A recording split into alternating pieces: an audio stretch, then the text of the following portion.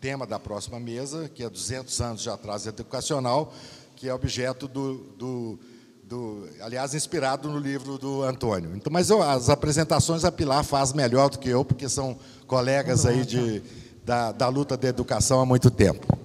Eu fui no lançamento em São Paulo, voltei lendo, e várias coisas que a gente quer explicar, quer falar, estavam ali os dados, tudo uma maravilha, né? Argumentos. A educação, a escola pública brasileira era ótima. Olha aqui na página 100, não era, não.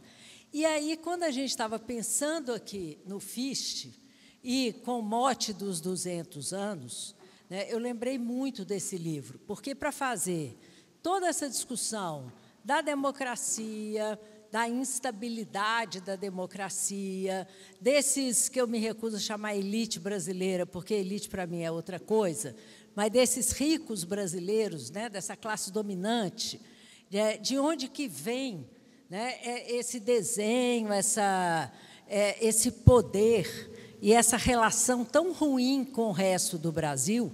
E eu pensei, a gente tem que discutir isso. A que ponto chegou a educação brasileira? Hoje, mais forte ainda, porque a gente tem toda a tensão das ameaças às escolas de educação básica, ameaças que não são desligadas do contexto, né? Tem para a extrema-direita brasileira, dos Estados Unidos, a escola é uma ameaça, a cultura é uma ameaça. Então, enfraquecer a escola, fortalecer as escolas cívico-militares, onde eles enxergam a escola como espaço da instrução e não da formação. O governador do Paraná acabou de avisar que vai criar 142 escolas cívico-militares para garantir a segurança do povo paranaense. Está uma enxurrada de contratação de seguranças armados para as escolas, apesar das pesquisas mostrarem que não resolve, que piora. E aí eu acho bom a gente refletir sobre qual é o desenho que a educação pública brasileira teve nestes 200 anos pós-independência. Então, eu vou passar para o Antônio. O Antônio é um jornalista que eu conheci quando eu trabalhava no MEC, ele era setorista do Globo, não é isso? Da Folha de Educação, e a gente, sempre que tinha alguma coisa muito complicada, podia saber que o Góes, ou a Renata Cafardo, ou o Fábio iam ligar. E eu prestei muita atenção nele, quando ele começa a discutir a questão da desigualdade, não vamos olhar resultado do IDEB de uma maneira tão linear. Então, sempre me interessou essa forma que o Antônio Góes cobria e cobre ainda a educação. E depois ele criou o GEDUCA, junto com outros jornalistas, que e ele pode explicar melhor, mas é uma forma de qualificar e formar melhor os jornalistas para a cobertura da educação.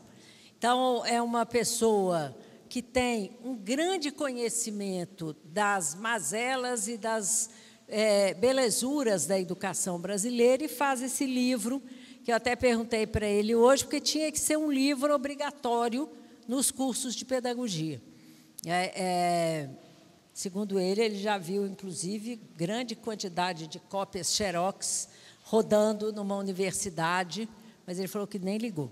Então, eu vou passar para ele e depois a gente conversa. Muito obrigado, Pilar. Obrigado também por estar aqui debatendo com vocês. Assim, quando eu vi o convite para falar numa feira de história, eu fiquei meio intimidado, né? Afinal de contas, eu sou um jornalista que está dialogando com o presente e que fez esse exercício de olhar para o passado. Mas aí eu fiquei mais tranquilo vendo aqui que está cheio de jornalista na plateia, com a fala do Américo. Então, e eu vejo o trabalho desse meu livro, eu entendo muito como um trabalho de divulgação científica também, principalmente a primeira parte do livro, né? O livro é dividido em duas partes, aliás, tem também como o livreiro ali não deixa a gente esquecer, fala que está à venda, tal. Então, mas o livro é dividido em duas partes, né?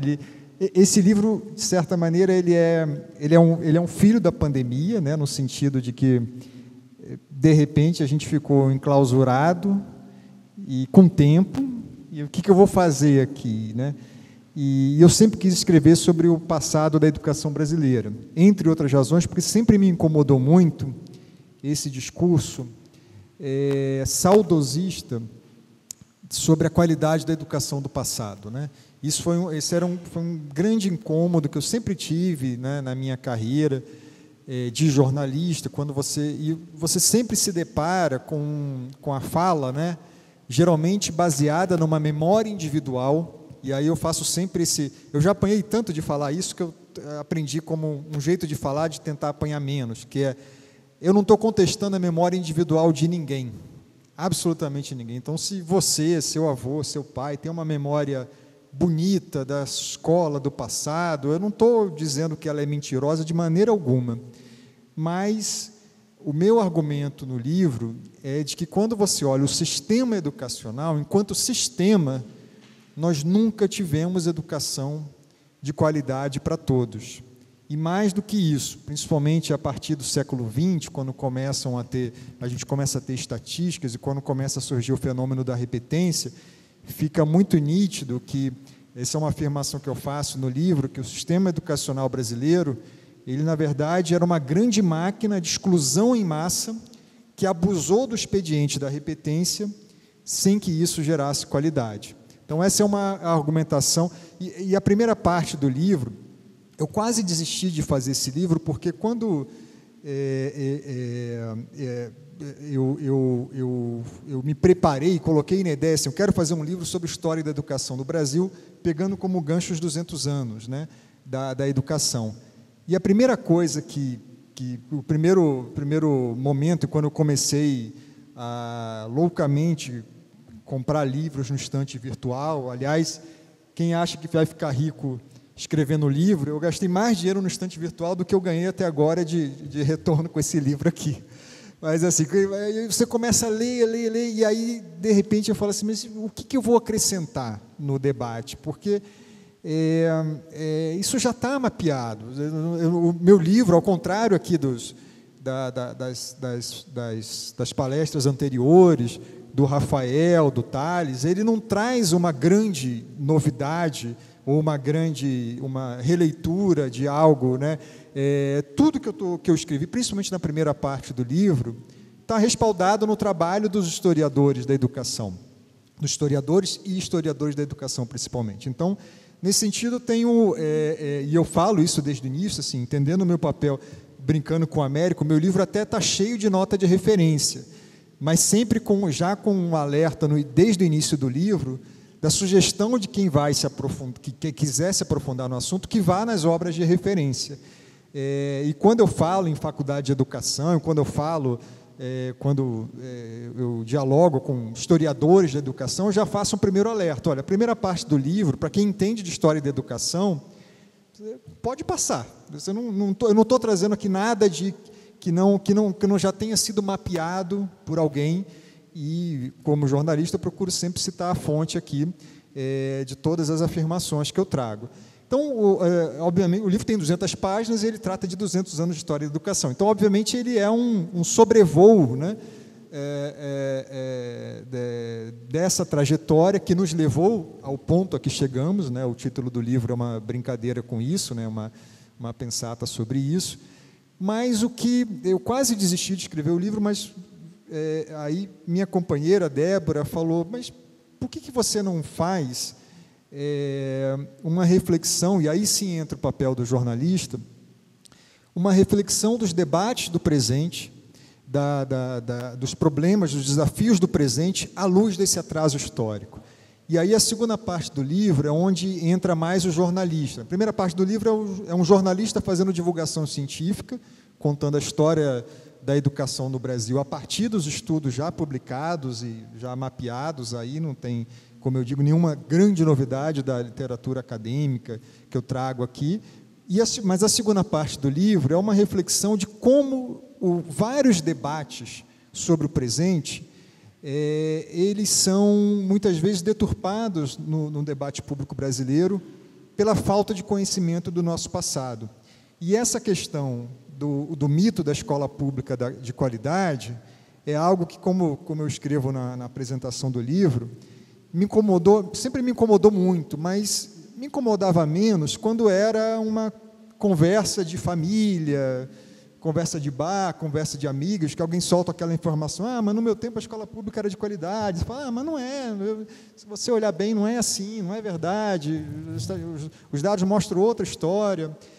Mas, de uns tempos para cá, esse mito da escola pública de qualidade, ele passou a estar presente nos formuladores de políticas públicas e essa visão romantizada do que era a educação pública do passado serviu de justificativa para muitas soluções arcaicas vendidas como inovações.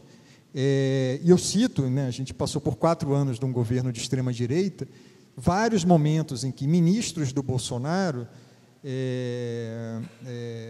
essas figuras que passaram assim, quase que inacreditáveis, mas uma delas, talvez a mais inacreditável das inacreditáveis, foi o Milton Ribeiro, pastor afastado por corrupção do MEC.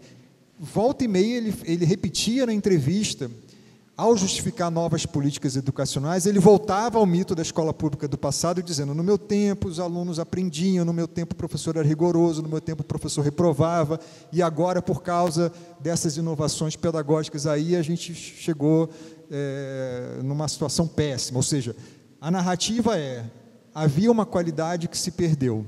E esse livro ele tenta contra-argumentar, dizendo que esse sistema educacional de qualidade para todos nunca existiu.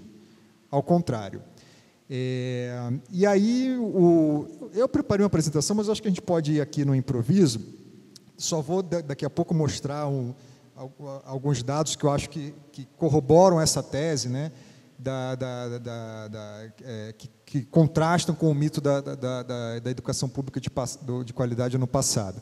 Mas o livro, com o gancho dos 200 anos também, eu resolvi fazer pegar esse gancho, e tentar ir atrás das raízes do nosso atraso histórico, e aí, eu cito sempre os trabalhos nos quais eu me baseio, mas um deles, que eu cito muito no início do livro, que é de um economista, acho que ele é americano, é o Peter Lindert. Eu agora não sei se ele é americano ou britânico, mas ele escreve em inglês. E o Lindert tem uma tese, um livro, sobre a expansão do estado de bem-estar, por que em alguns países no mundo largaram na frente no financiamento do seu sistema educacional, de saúde e de bem-estar social, das aposentadorias. Eu olhei principalmente para a educação. E uma das teses centrais do livro do Lindert, e ele traz estimativas de acesso à escola no mundo, inclusive algumas estimativas do Brasil, que já mostram como a gente, já desde o final do século XIX, o quanto que a gente já saiu atrasado, não apenas em relação às nações desenvolvidas, mas também em relação a vizinhos, principalmente Argentina, Chile, Uruguai. Então, um dos dados que eu cito no livro, assim, en passant, mas que não é uma coincidência, assim, que entre os países, quando a gente olha as estatísticas dos países europeus, tem também um país europeu que está lá embaixo, nas estatísticas do percentual de população em idade na escola primária, matriculadas em escolas. E esse país é Portugal. Então, não tem o Adeus, Senhor Portugal, ali do livro do Tales anterior. No nosso caso, acho que é só uma maneira de dizer, porque Portugal está impregnado em nós em tanta coisa, Então, assim, o Lindert cita como razões do sucesso de algumas nações, antes de outras, no mundo. Ele não está olhando só para a América Latina, ele olha para o mundo. Ele cita a democratização, a democracia e aí ele faz uma análise olhando o percentual de votantes, né? Por isso, assim, o que explica, por exemplo, que a Prússia foi o primeiro país a expandir, né, seu sistema educacional e chegar perto da universalização obrigatória, né, do sistema educacional para todos, obrigatório para todos, mantido com recursos públicos através de impostos. Apesar de ser um regime, né, despótico, nas províncias, o Lindert argumenta isso, havia muita democracia no sentido de a população tinha direito a voto no poder local. E essas são as duas questões que o Lindert traz, né? A democracia, medida no livro dele pelo percentual de votantes, não necessariamente pelo regime, né, central, mas pelo percentual de votantes, e a descentralização. Então, outros autores que eu vou citando no livro também, quando analisam aí mais a questão das Américas e explicam, né, por que um país, especificamente os Estados Unidos, especificamente o norte dos Estados Unidos, saiu tão na frente de outros em termos de ampliação da escolaridade. Aí tem várias explicações, uma delas a questão da democratização é forte, a questão da descentralização também é forte, mas também tem aí uma desigualdade no ponto de partida, né? E aí tem um pouco a ver com, o Tales falou um pouco disso, né? Assim, como regimes,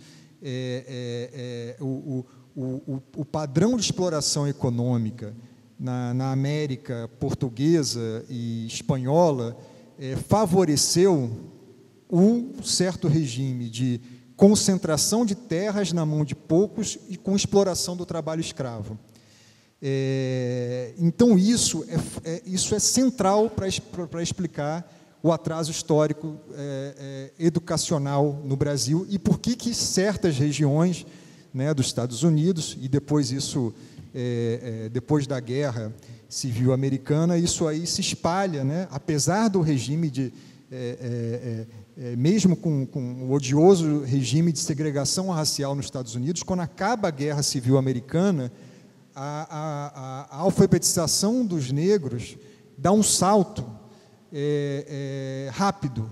Por quê? Porque eles estavam numa sociedade em que já tinha acontecido um movimento, que é o Common School Movement, que é o mais citado, um movimento que, não por acaso, e esses autores falam muito, não por coincidência, era um movimento que, ao mesmo tempo, pedia sufrágio universal, naquele momento, a gente está falando da população branca masculina, né? Não era ainda o sufrágio universal como a gente entende hoje, né? Mas, assim, era ao mesmo momento em que se estava demandando mais direito a votos de maneira mais massificada, estava se pedindo também um movimento civil, da sociedade civil norte-americana, pedindo mais escolas públicas para todos, financiadas com recursos estatais. E o que explica, como alguns autores argumentam, assim, qual era o interesse de um proprietário de escravos de uma fazenda de café no Vale do Paraíba em aceitar que o Estado vá taxá-lo para financiar um sistema público de qualidade, um sistema público educacional para todos. Se ele é o dono de uma grande concentração de terra, se ele explora o trabalho escravizado, é bem diferente do contexto, de um ponto de partida bem menos desigual, que é o que se viu no norte dos Estados Unidos, no Canadá. Então, isso está ali entre as explicações mais históricas, né, do atraso educacional, não só do Brasil, mas de outros países da América Latina. Essa parte do livro é uma parte que eu estou mais me baseando mesmo, né, nesses estudos, um pouco dos historiadores, um pouco dos economistas também, que olharam para as razões, porque o atraso histórico da educação, obviamente, está ligado também ao atraso econômico, né? Esse modelo, nossos sistemas educacionais não nasceram desiguais porque por acaso. Eram sociedades extremamente desiguais que espelharam seus sistemas e fizeram seus sistemas. E aí, na segunda, eu vou mostrando também como que essa... a gente estava falando antes, né, citando Darcy Ribeiro, uma frase famosa do Darcy Ribeiro, né, que a crise educacional do Brasil não é crise, é um projeto. Então, ao longo do livro, eu acho, apesar de não citar essa frase do Darcy, nem sei por que eu não citei, porque era tão óbvia, mas eu sempre, quando eu falo, eu lembro dela. Eu tento ir mostrando, né, como, em alguns momentos, isso inclusive fica muito explícito, né, isso é dito com todas as letras. Aí vou fazer um recorte aqui rápido para a gente entrar já num debate, para não cansar vocês. Mas um dos momentos em que isso fica explícito, né, na concepção do nosso sistema educacional é durante o Estado Novo, quando, por um lado, você organiza o sistema educacional brasileiro como nunca antes foi organizado, mas quando você pega, né, as reformas do Capanema, né, do Gustavo Capanema, até hoje o mais longevo ministro da Educação no Brasil, as explicações nas justificativas, né, de qual era a concepção de educação do ensino, da educação secundária. Naquela época, a educação secundária começava no que a gente entende hoje como o 6º ano do ensino fundamental. Mas a educação secundária, na visão de Capanema, ela era feita por 2 caminhos. Um caminho era das elites condutoras, essas que chegariam à universidade, eventualmente chegariam à universidade, porque mesmo entre as elites condutoras eram poucos ainda que chegavam à universidade. E o caminho da educação profissionalizante isso está, inclusive, na Constituição de 37, era destinado às classes desfavorecidas. Acho que em poucos momentos a gente foi tão explícito. Muitas vezes o nosso sistema educacional era feito de forma mais implícita, isso não era dito, mas tem certos momentos que fica muito nítido qual era a intenção daquele sistema educacional. Era separar um caminho dos mais ricos e um caminho dos mais pobres. Eram caminhos completamente diferentes. E eu acho que a gente dá para dizer, olhando agora, né, voltando, que a gente fracassou em todos os caminhos, assim, na educação da elite, na educação das classes desfavorecidas, para usar o termo da Constituição de 37, o nosso sistema educacional não conseguiu garantir educação de qualidade, nem mesmo naquela qualidade que ele se propunha às classes desfavorecidas ou mesmo à elite. E um argumento forte do livro, aí sim eu vou... sou eu que tenho o comando aqui, peraí. Eu quero só mostrar uma estatística para vocês. Deixa eu ver se você...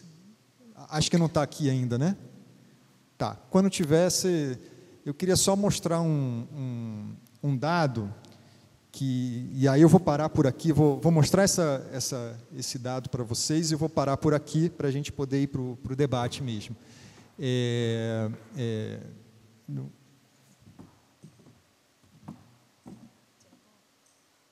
liguei.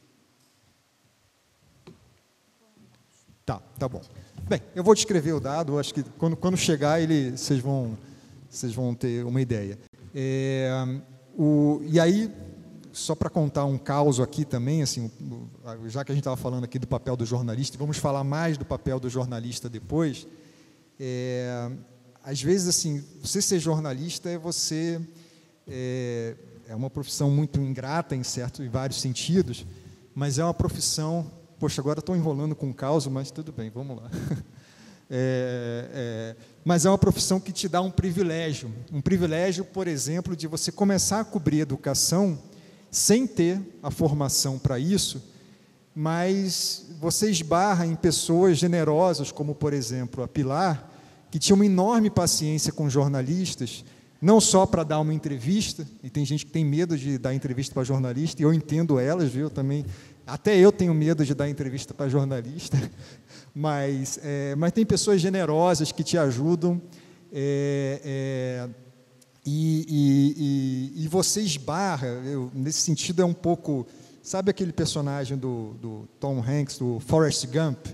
O jornalista por certas vezes, você está sempre tropeçando ou está chegando assim, você está vivenciando, né, fatos históricos. O Forrest Gump tem um momento do filme que ele fala assim: então eu fui conhecer o presidente dos Estados Unidos de novo. Eu, como jornalista, acho que eu posso falar isso. Então, semana que vem eu vou conhecer o Camilo, ministro da Educação. Então, eu vou de novo falar com o ministro da Educação.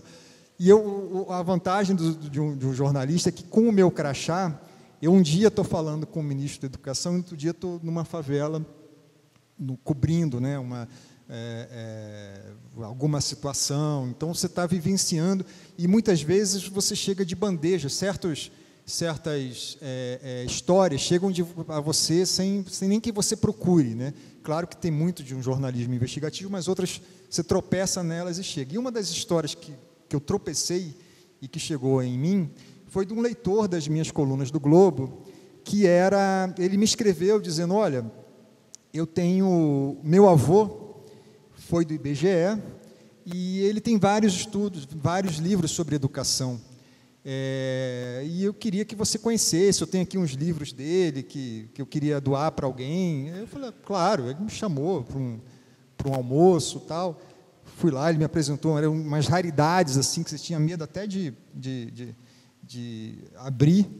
E foi assim que eu fui conhecer o trabalho de um pesquisador, de um estatístico que é fundamental para a história da educação, chamado Teixeira de Freitas.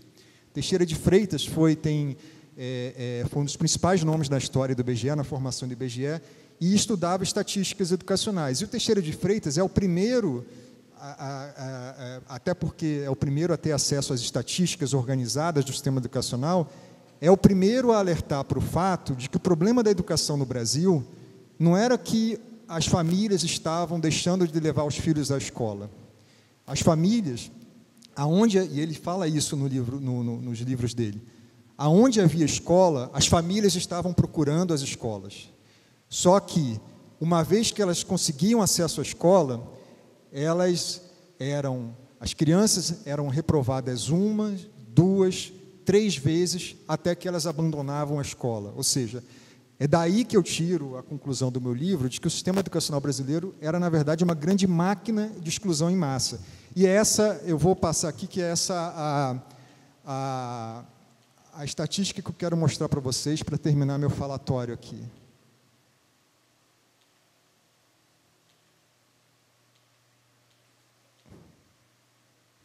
E aqui.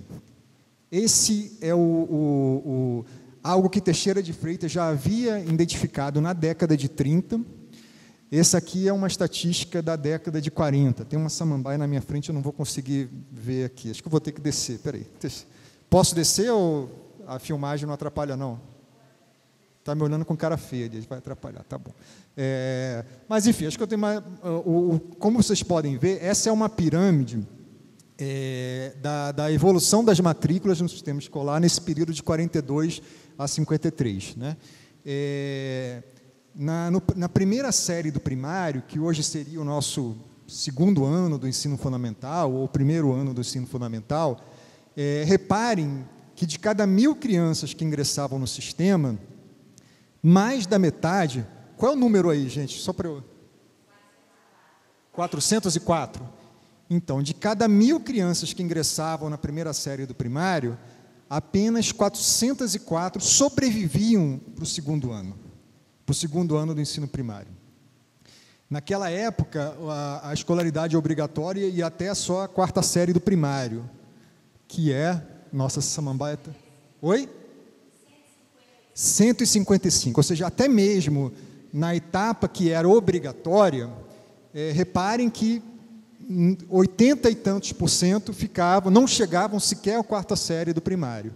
E os que chegavam até a 3ª série do colegial, que seria hoje o 3º ano do ensino médio, eram 20. De cada 1.000, 20 sobravam no 3ª série e 10 chegavam no ensino superior. 20 na 3ª série do colegial, que seria hoje o nosso ensino médio, e 10 sobreviviam ao ensino superior. Na década de 60, reparem que essa estatística muda muito pouco, né? continua esse quadro, né, essa enorme repetência, essa enorme reprovação.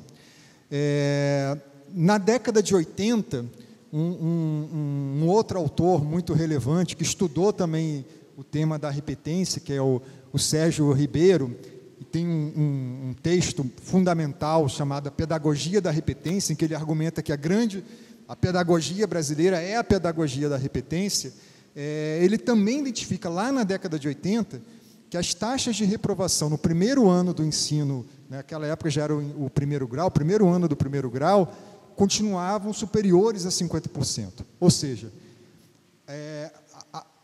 eu, antes de me debruçar nos estudos históricos sobre educação, eu sempre achei que o problema da educação no Brasil era que tinha qualidade, mas ela era para poucos.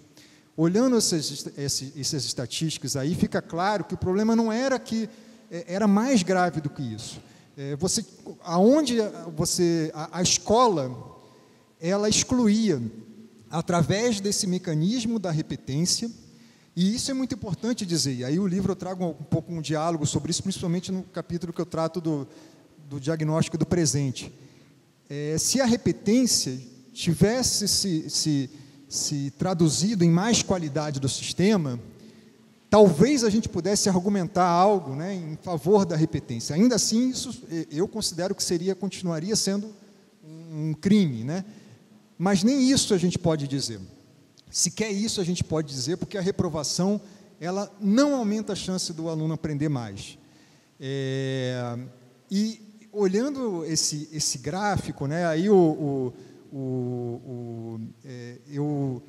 ouso, o Anísio Teixeira, quando olha para esse gráfico aí, ele chama isso de uma pirâmide, uma pirâmide, como é a pirâmide da educação no Brasil.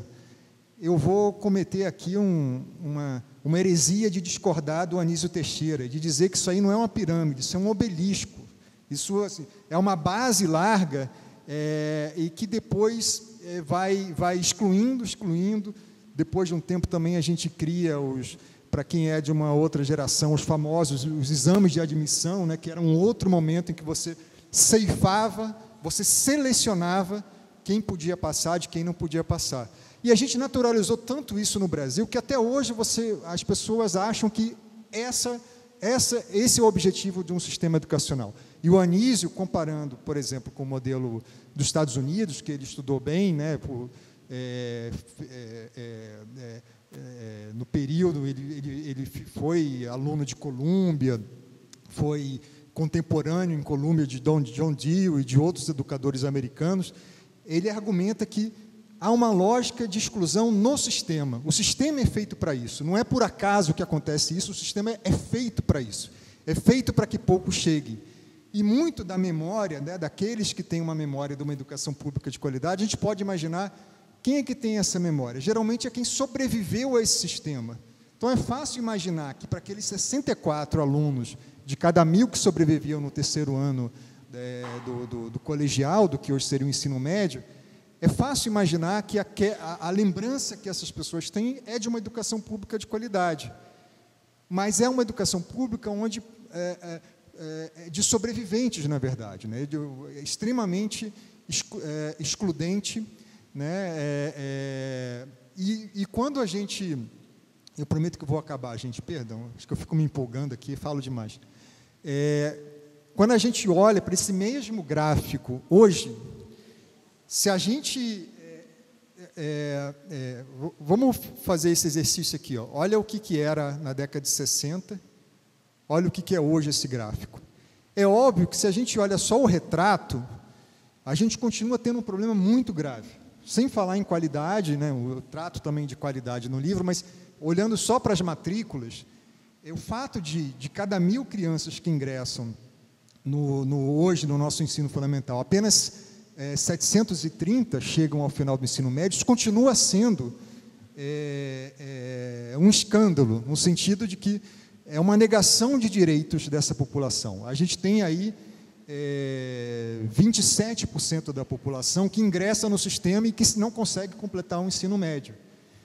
Agora, E aí eu acho que as nossas discussões, e aí eu termino por aqui mesmo, porque boa parte das discussões, um certo discurso muito prejudicial, né, ao debate sobre educação no Brasil, é um discurso de que a gente tinha uma educação no passado e que, quando veio a democratização, tudo isso implodiu.